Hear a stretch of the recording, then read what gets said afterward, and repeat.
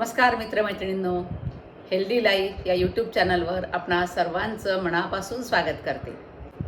सकाळी उठल्यापासून रात्री झोपेपर्यंत आपलं आयुष्य धावपळीचं झालं आहे नाही का?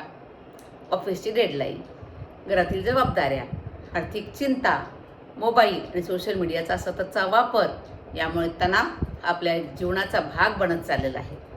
काही लोकांना सतत काळजी वाटत राहते, काहींना झोप लागत नाही, काहींच्या हृदयाचे ठोके वाढल्यासारखे वाटतात, तर काहींना कोणतंही कारण नसताना अस्वस्थता जाणवते. यालाच आपण काय म्हणतो? अँक्झायटी, चिंताग्रस्तता असं म्हणतो. पण चांगली गोष्ट एक आहे, याचा एक नैसर्गिक उपाय आहे, तो म्हणजे आपल्या श्वासाद्वारे केले जाणारे प्राणायाम. योगशास्त्रामध्ये सांगितलेले प्राणायाम मन शांत करण्यासाठी आणि तणाव कमी करण्यासाठी अत्यंत प्रभावी मानले जातात. आपण आजच्या या व्हिडिओमध्ये जाणून घेणार आहोत अँक्झायटी आणि स्ट्रेस म्हणजे काय, प्राणायाम कसा मदत करतो, 10 मिनिटात कोणते प्राणायाम आपल्याला करता येतील, प्राणायाम किती वेळ केले पाहिजेत आणि प्राणायाम कोणी करू नयेत, कोणती काळजी घेऊन करावेत, हे कळण्यासाठी हा व्हिडिओ पूर्ण पहा. आजच्या काळामध्ये तणावाची कारणं बदललेली आहेत. पूर्वी जगण्यासाठी संघर्ष होता, आज माहितीचा आणि अपेक्षांचा संघर्ष आहे.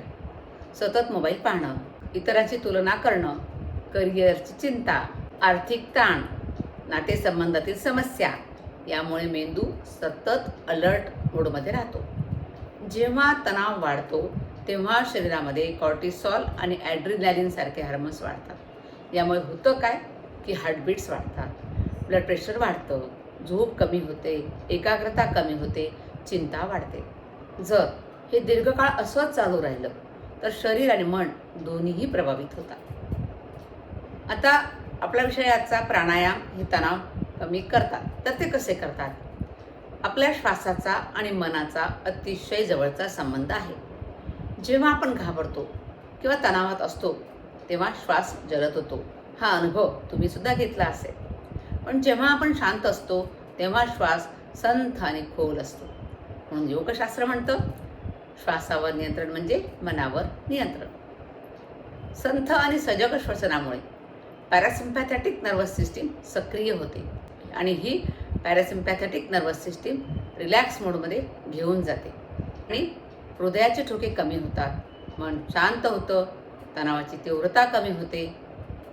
आता रोज 10 मिनटं प्राणायाम आपल्याला करायचे आहे. त्याचा क्रम कसा असेल? पहिलं करायचं आहे 2 मिनटं डीप ब्रिदिंग म्हणजे दीर्घ श्वसन. त्यासाठी काय करायचं आहे? आरामात बसायचं आहे, डोळे अलगद बंद करायचे आहे, हळूहळू नाकाद्वारे श्वास आत घ्यायचा आहे. जेव्हा तुम्ही श्वास घ्याल तेव्हा पोट तुमचं बाहेर आलेलं असेल आणि हळूवार श्वास सोडा. श्वास सोडताना पोट आत जाईल. कुठलीही घाई करू नका, फक्त श्वासाकडे लक्ष देऊन श्वास आत घ्या आणि श्वास बाहेर सोडा. हे 2 मिनटं करा. यामुळे तुमचं शरीर मन शांत होण्यास सुरुवात होईल. पुढचा प्राणायाम अनुलोम विलोम. हा प्राणायाम 4 मिनटं करायचा आहे. अँक्झायटीसाठी सर्वात प्रभावी प्राणायाम हा मानला जातो. उजव्या हाताने नासिका मुद्रा धरायची आहे. उजवी नाकपुडी बंद करून डावीकडून श्वास घ्यायचा आहे. डावी नाकपुडी बंद करून उजव्या नाकपुडीतून श्वास बाहेर सोडायचा आहे. मग उजव्या नाकपुडीतून श्वास घ्यायचा आहे आणि डाव्या नाकपुडीतून श्वास बाहेर सोडायचा आहे. हे झालं एक सायकल. असं 4 मिनटं तुम्हाला करायचं आहे. फायदे काय होणार आहे त्याने? तुमचं मन शांत होतं, भावनिक संतुलन वाढतं, एकाग्रता सुधारते, चिंता कमी होते. तिसरा प्राणायाम आहे भ्रामरी प्राणायाम. हा करायचा 3 मिनटं. भ्रामरी म्हणजे मधमाशीचा गुंजनासारखा आवाज. डोळे बंद करायचे, कान बंद करायचे या पद्धतीने. किंवा ही दुसरी पद्धत बघा. दीर्घ श्वास घ्यायचा, श्वास सोडताना असं गुंजन करायचं. आवाज मृदू आणि दीर्घ असला पाहिजे. 5 ते 7 वेळा भ्रामरी प्राणायाम करा. यामुळे मेंदूला विश्रांती मिळेल, राग आणि चिडचिड कमी होईल, झोप सुधारेल, नर्वस सिस्टीम शांत होईल. चौथं काय करायचं आहे? 1 मिनटं करायचं आहे. शांत बसून निरीक्षण करायचं आहे. प्राणायाम पूर्ण झाल्यावर लगेच उठायचं नाही. 1 मिनटं शांत बसायचं, आपल्या श्वासाचं निरीक्षण करायचं आणि मनातील शांतता अनुभवायची आहे. यामुळे प्राणायामाचे परिणाम अधिक चांगले आपल्याला जाणवतात. आता प्राणायाम किती वेळ करायचे हा मोठा प्रश्न. नवशिक्यांसाठी म्हणजे नवीन लोक आहेत त्यांनी 10 मिनटं केला तरी पुरेसं आहे. पण ज्यांना सराव झालेला आहे त्यांनी 15 ते 20 मिनटं प्राणायाम केले पाहिजे. महत्त्वाचा मुद्दा आहे सातत्य, वेळ नव्हे. दररोज 10 मिनटं प्राणायाम करणं हे आठवड्यातून एकदा 30 मिनटं प्राणायाम करण्यापेक्षा अधिक फायदेशीर आहे. तुम्ही म्हणाल मी आठवड्यातून एकदाच करते 30 मिनटं, ते चालणार नाही. एन्झायटी असलेल्या व्यक्तींनी सुरुवातीला कपालभाती करताना, भस्त्रिका प्राणायाम करताना काळजी घ्यायची. कारण भस्त्रिकेमध्ये खूप वेगवान श्वसन असल्यानं काहींना अस्वस्थता वाटू शकते, कपालभाती केल्यामुळे बेचैनी वाटू शकते आणि दीर्घकुंभक म्हणजे श्वास रोखून धरणं, त्यामुळे ताण निर्माण होऊ शकतो. हे 3 प्राणायाम करताना विशेष काळजी घेतली पाहिजे. तज्ज्ञांच्या मार्गदर्शनाखालीच प्राणायाम केले पाहिजे.